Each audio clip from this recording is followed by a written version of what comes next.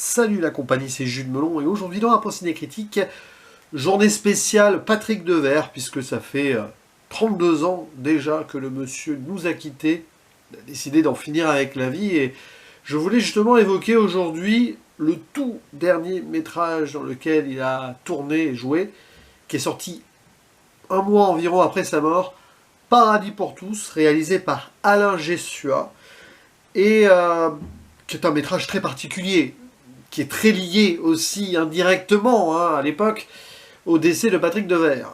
Au casting, à ses côtés, nous avons Fanny Cotenson qui interprète son épouse, Jacques Dutronc, le docteur, Stéphane Audran, la belle-mère, Philippe Léotard, le collègue de travail. On voit vite fait d'autres acteurs que l'on reconnaît facilement, notamment Jean-Paul Muel, bien avant Les Visiteurs, et Didier Bénureau, ou encore Pierre Athé. Ouais, on reconnaît sa voix surtout, parce que physiquement, forcément, on le voyait moins qu'on ne l'entendait à l'époque. Une sorte de dystopie, ce film. C'est difficile à résumer comme cela, enfin pas tant que ça. Enfin, le film est plutôt pas évident à retranscrire sur l'analyse et les émotions, parce qu'il s'agit pour moi d'une découverte tardive. D'ailleurs, je n'avais jamais vu de film d'Alain Gessua. Je connaissais la réputation pour cette œuvre, mais aussi Les Chiens ou encore Armageddon. Donc c'est l'histoire de Alain Durieux, donc joué par Patrick Devers, que l'on voit au début paralytique, mais qui a l'air heureux. Un peu béat, comme cela, dans une belle villa, vie de rêve, qu'il a obtenu grâce à la prime suite à son accident. On comprendra quel accident il a eu vers la fin du film. Et il est là en mode, regardez, voilà, concentrez-vous sur ce que vous avez et pas sur ce que vous n'avez pas. Donc sur le principe, t'as l'impression que c'est cool, quoi. Il prend les choses du bon côté. Sauf que très vite, on se rend compte qu'il y a quelque chose qui ne va pas dès cette introduction, puisque son épouse est là avec un autre homme, une sorte d'union à trois libertaire, ou non. Bon. Et donc, par sa voix off, après cette scène d'introduction qui donne le ton, il va nous raconter son histoire, que visiblement il écrit aussi, enfin, on sait pas trop. Et ça avait mal commencé pour lui, parce qu'un an auparavant, le gars était dépressif, et il tente de se suicider. Donc vous voyez ici le parallèle terrible, avec un Patrick Devers qui n'allait pas bien déjà à l'époque, et voilà. Alors ça s'est pas du tout bien passé sur le tournage non plus avec Alain Gessua, ça a été compliqué pour pratiquement tout le monde. Philippe Léotard était sous drogue la plupart du temps, Devers compliqué la relation qu'il avait donc avec le réalisateur qui était pas sympathique. Enfin bon, et ça se sent dans le film, enfin, dans le ton du film et dans l'ambiance et dans l'écriture du film aussi peut-être. Bref, Alain Durieux, on le voit, donc le personnage qui est sur le point de se suicider, mais il se rate, il se raccroche à la vie, sans le vouloir, c'est amusant, de l'ironie absolue, puisque, en fait, en tombant, il va rester donc sur la lettre V du mot vie, qui est là, voilà, bon bref. Et derrière, il va avoir un psy et qui va le mener vers un docteur qui va proposer une nouvelle technique extraordinaire, le soulager de ses angoisses de façon absolue. Alors pas par des anxiolytiques, non, par une sorte de flashage, c'est comme ça. Donc là on est dans l'anticipation, la dystopie peut-être pas encore, mais ça mène vers une dystopie, on le sent. Hop, on va lui enlever en gros toutes ses angoisses, tous ses sentiments compliqués. Et il va être très bien après, une fois qu'on lui a coupé le nerf de l'émotion. Donc c'est le premier humain à subir cela, après un chimpanzé. L'écho avec les singes vers la fin, évidemment. L'humain, les bêtes, l'homme-machine, plus proche de la bête que de l'humain. Mais il va être bien sans émotion, évidemment. Quand on est débarrassé du stress, de l'angoisse, ça paraît fort intéressant sur le papier. Mais ça fait surtout des gens qui sont programmatiques et qui vont aussi cacher une part sombre, parce qu'il devient aussi un monstre. C'est clairement le monstre du docteur, non pas Frankenstein, mais Valois, ici, joué par Jacques Dutronc. Et donc, par double narration, donc présent qui va nous raconter le passé, mais on revient sur le présent parfois, on va voir le parcours étrange de Monsieur Durieux, qui va avoir d'autres adeptes malgré lui, enfin, le docteur va flasher d'autres personnes, et c'est bizarre ce qui va se passer. Voilà. Il y a des scènes étranges, notamment avec la belle-mère, une scène de gym presque érotique qui va mener à quelque chose.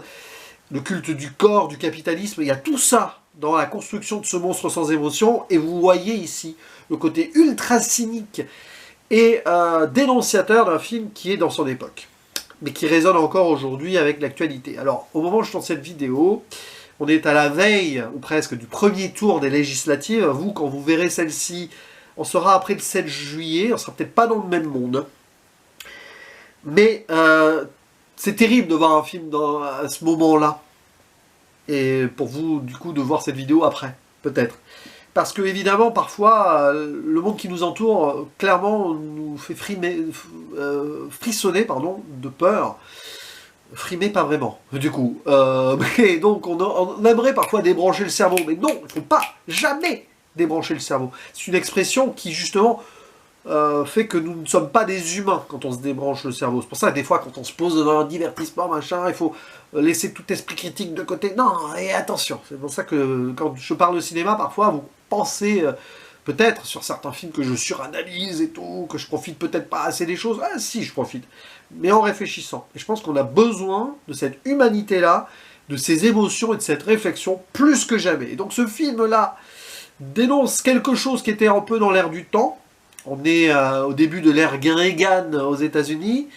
On est dans le giscardisme à la française, mais surtout après les années 70, après les 30 Glorieuses, où ça commence à aller moins bien. Hein, oui, on est dans le mitterrandisme, pardon, là, mais le post-giscardisme, pardon. Je suis en train de me mélanger les périodes historiques, mais en même temps, l'histoire est tellement bazar que voilà. Et ouais, c'est un peu la déprime absolue d'un monde qui va pas bien. Mais des gens, finalement, on va dire, font avec. Et c'est l'idée. Le film montre des personnes qui sont prêtes à tout pour rester dans la béatitude d'un bonheur qui est très artificiel, en faisant fi de certaines choses et en rentrant dans le système ultime qui s'installe de plus en plus. Ce n'est pas pour rien que le seul plaisir, limite, que les gens flashés prennent, et à un moment il y a des scènes là-dessus très marquantes, c'est en regardant des VHS, des cassettes, montrant des pubs. Ils adorent les pubs. Voilà, consommation, matraquage médiatico, consommateur, tout cela. Et l'idée que Alain Durieux devient un monstre dans son travail aussi, parce qu'il arrive à faire des choses extraordinaires, et de profit absolu, il est intéressé par l'argent, il calcule des primes d'assurance, même pour lui ou pour les autres, voir ce qui pourrait être le plus bénéfique. Calculateur dans un système qui délaisse les émotions. Alors c'est un film qui est frontal là-dessus, parfois peut-être un peu trop, mais il y a une certaine subtilité par rapport à cette idée d'anticipation. J'ai eu du mal sur certains points, je l'avoue, mais arrivé au bout, le fait que ce soit pesant et très parlant dans son message, ça fait que le film est très intéressant. J'ai quelques doutes, mais je vois en fait la critique aussi. Par exemple, la sexualisation ultime de certains corps féminins, mais le culte du corps et justement ce voyeurisme-là fait partie de ce système dénoncé, et même que le film, prenant le point de vue du gars qui est flashé, va rentrer aussi dans dans sorte de vide de substance. C'est-à-dire que le personnage n'a plus de substance, c'est plus des humains, quoi. Et le film aussi perd en substance par moment, volontairement, avec du flottement là vers le milieu. Il y a ce vrai ventre mou qui nous montre comment les émotions ne sont pas là. Donc même le film devient programmatique avec. Ce qui fait que il y a des instants où c'est difficile de voir ce métrage et d'en profiter, entre guillemets, vraiment. C'est-à-dire qu'Alain Gessois a réussi quelque chose de fort là, même si, du coup, personnellement, j'ai eu du mal, et c'est normal. Je pense que c'est exactement le genre de film qu'Alain Gessois voulait que les gens détestent en soi, pour que justement ils détestent ce qu'il dénonce. C'est l'idée. D'ailleurs, à sa sortie, c'était un four critique absolu. Sans le décès de Patrick Devers, je pense qu'au niveau box-office, ça aurait été la catastrophe, mais voilà. Le film lui est dédié, évidemment, le dernier plan est très parlant. C'est très très dur, d'ailleurs, d'une certaine manière.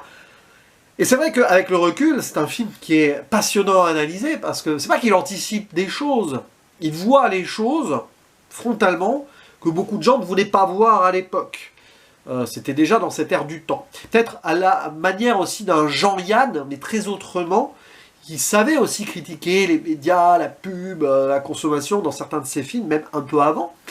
Là, c'est beaucoup plus sombre, tragique et frontal. Parfois, c'est comique dans son cynisme aussi.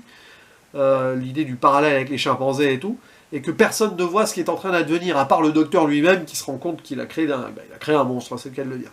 Après, dans la mise en scène, il n'y a rien à dire particulièrement, parce que c'est forcément froid, c'est même cynique dans le montage et dans certaines scènes. Alors, la scène de Jim, à un moment, là, montage très rapide, presque épileptique, pas vraiment, mais très dynamique, qui est violent. La jouissance du corps qui veut devenir voilà, absolu dans le culte. Tout ça est terrible, c'est vraiment là, côté très américain des choses, presque avant l'heure en France, alors qu'à l'époque on s'en rendait pas vraiment compte. Maintenant on le voit et on le sait. L'américanisation de notre société, elle va même au-delà donc, du côté capitaliste ou consommation, y compris dans notre paysage politique et médiatique. Mais ça, je préfère ne pas en dire plus. Je vous laisse à vos interprétations. Surtout que vous savez les résultats là. Hein, voilà, vous savez, vous là, qui regardez cette vidéo. Bah, j'espère qu'on aura une bonne surprise, j'en doute un peu. Bah, je vous laisse avec ça. Voilà, hein. En tout cas, ce film, il faut le voir. Il faut garder les yeux ouverts et réfléchir dessus sur des gens qui ont décidé de ne plus réfléchir, de ne plus rien ressentir. Et il ne faut pas, ça j'insiste là-dessus, quel que soit donc là dans le paysage politico-social dans lequel nous nous trouvons au moment où vous regardez cette vidéo, ne cédez pas à l'apathie et à la non-réflexion comme certaines personnes ici essayent de le faire. Parce que ça peut être facile, ça peut être une solution comme ça de facilité quand tout va mal. Mais c'est comme ça justement que se construisent des sociétés qui peuvent aller vers une forme de dystopie très réelle. Voilà, si vous voyez ce que je veux dire. Donc voilà, dernier film de Patrick Devers, et je lui rends hommage aussi au passage là. J'en ai d'autres à voir de lui, hein, enfin avec lui, du coup. Mais c'est pas le premier que j'évoque évidemment sur la chaîne, hein. Je vous laisserai fouiller un petit peu en ce sens. Tellement de vidéos maintenant que... Bon bref. En tout cas, n'hésitez pas à donner votre avis sur ce film, sur son message, son côté peut-être avant-gardiste ou non, qui fait qu'à l'époque il a été mal compris je pense, même s'il y a des limites, mais par rapport à la prise de risque d'un tel film en fait. Vraiment, film qui a eu du mal vraiment à se concevoir, et ça se sent même que des fois l'alchimie n'est pas là sur certaines scènes, parce qu'il y a eu des moments compliqués, vraiment. Drogue, dépression, réalisateur qui était borderline sur cette idée-là, je pense qu'il était vraiment pris dans son propos. Mais on le sent, il y a beaucoup de tension là, dans ce film. Voilà, voilà. Donc à vous la parole, et je vous dis à la prochaine. Ciao!